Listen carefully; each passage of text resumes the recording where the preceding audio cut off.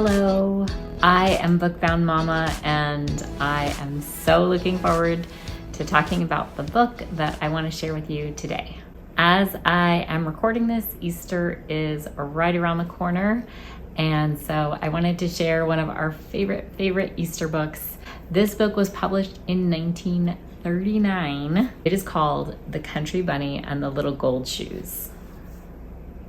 This book was written by DuBose, Heyward, and the illustrations are by Marjorie, Flack. This book is a classic. I remember reading this when I was younger. So as I read it to my kids, I have so many memories from my childhood of hearing this story. It is loved by so many, and it is very well known for being very progressive and ahead of its time.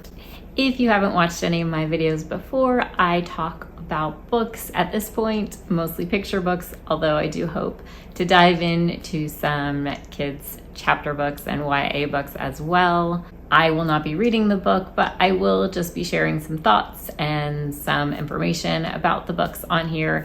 And today I will be talking about the whole book. So if you don't want spoilers, then you should stop watching now. But I know that many people are familiar with this book, so I just wanted to talk about it here. So in my internet research, I gathered that DuBose Heyward is the author of a book called Porgy, which was then he and his wife turned into a play, Porgy and Bess, and then later became the musical involving Gershwin. DuBose only wrote this one picture book for children.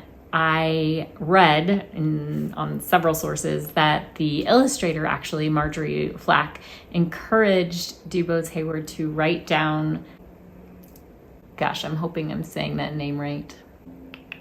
Marjorie encouraged him to write down the story. It's a story that he had been telling to his daughter, and you will see on the book, it says, as told to Jennifer.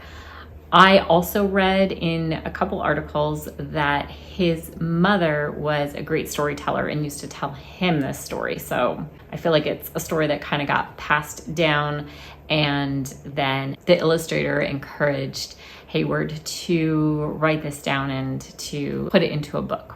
Sadly, Heyward died, I think, just a year after this Country Bunny book was published. So I don't know if he would have gone on to write other kids' books or not, but this one is definitely a timeless story and very well loved.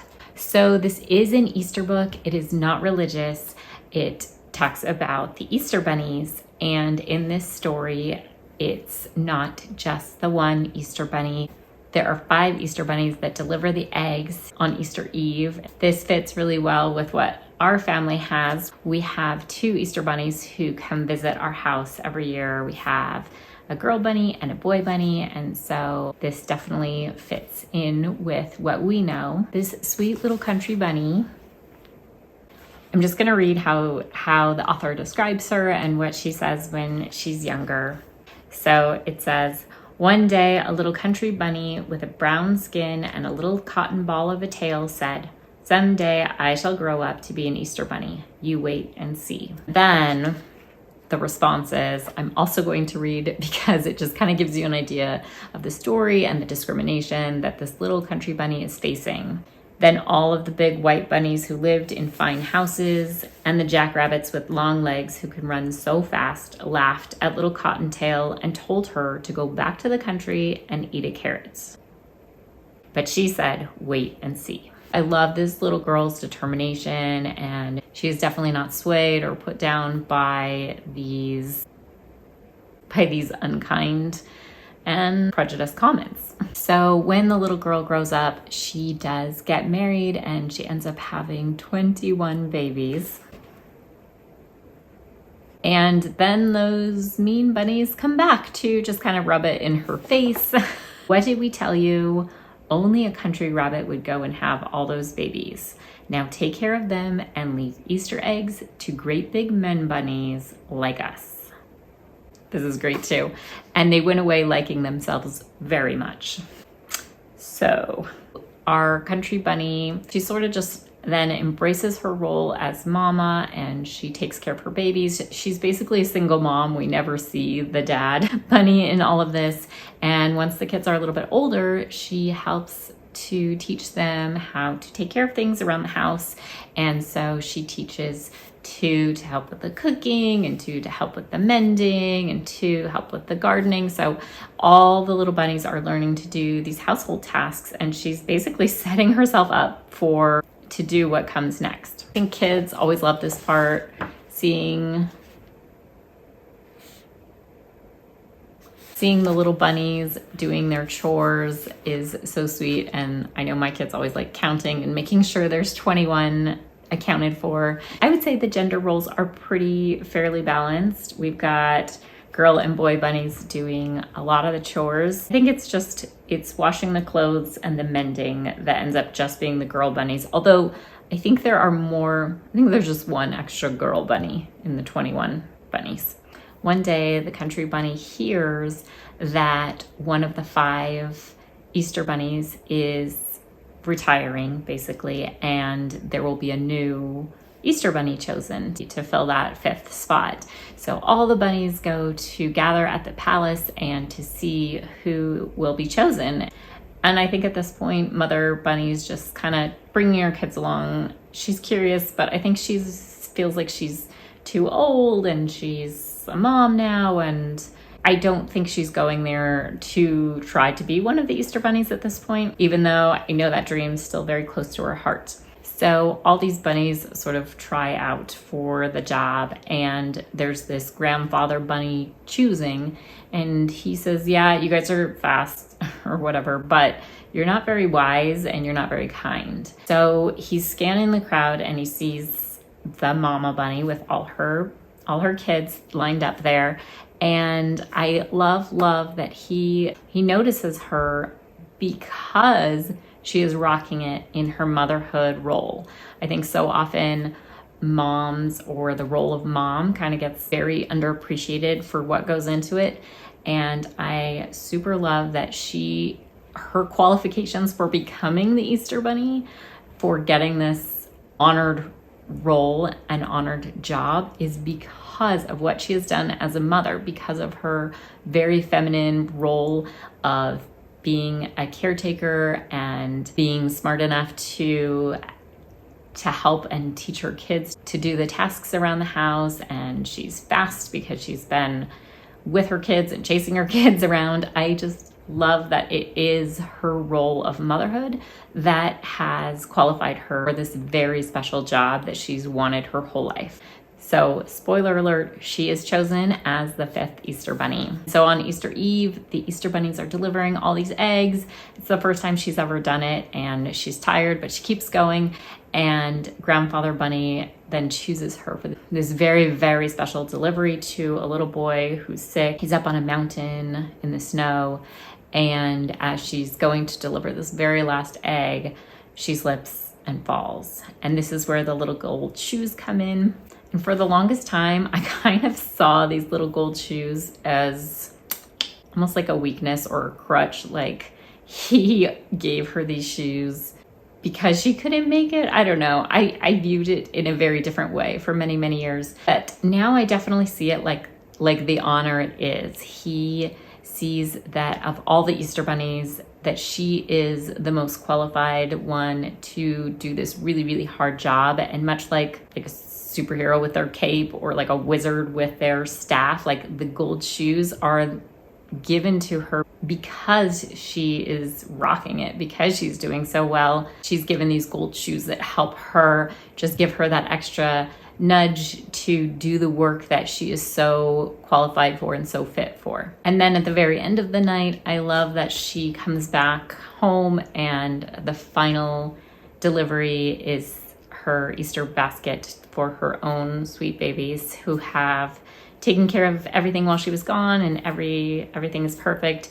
And then she has this visual reminder in her house, these gold shoes that hang there, that are just, as a mom that homeschools and is with my kids full time, I just love that she's able to be there with her kids and her babies, but she has this symbol that she can look at and like see that awesome reminder of the other things that she's capable of in her life and in her own journey. So this book not only is so precious, but has so many underlying messages of overcoming prejudices and discrimination that someone might face. I also love, again, the recognition of the inherent value of motherhood. And I love that the final egg delivery is to her own babies, which can be kind of a helpful jumping off point for future conversations that parents might be having with their kids. So that is The Country Bunny and the Little Gold Shoes. Here is one of our bunnies. This is my daughter's bunny, but I thought I'd share her here. If you are new here, one of the reasons I call my channel Bookbound Mama is I usually try to wear an outfit that just kind of hints, it's not a costume, but kind of hints at this story that I'm talking about. So got sort of a little blue shawl, which is just one of my daughter's sweaters, a little country type spring dress on. And that is about it for my outfit this week. I also have been doing a short piece of music, piano music, with each video. And I was trying to find something sort of Eastery for this video, but instead I just chose a piece of music that fit just one scene. I got this out of a great sort of vintage preschool music book. It does not have an author, and the music as it sits suggests sort of a much more andante, flowing. What I've done is just decided to play it fast and with staccatos because it sort of made me think of the scene at the palace where the mama bunny is chasing all of her kids, and I will play that really quickly now.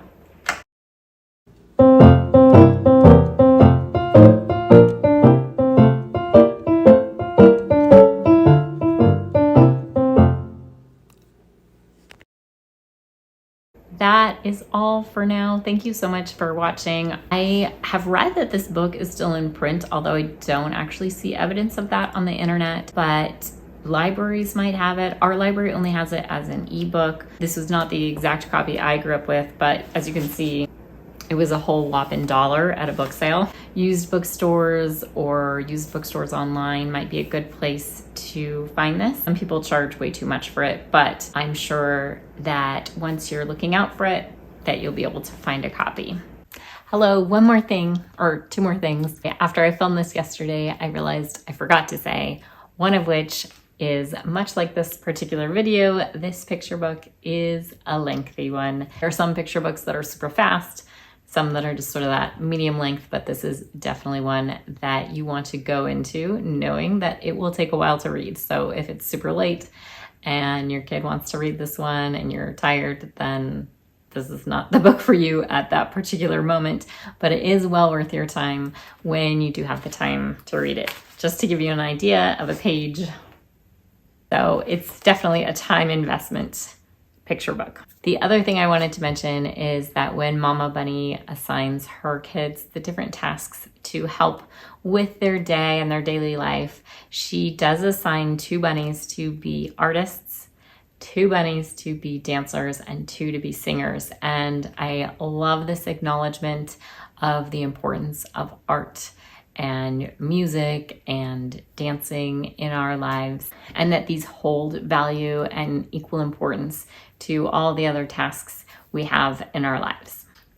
That is all. I will pass it back to myself from yesterday. Thank you so much for being here, and I will see you next week.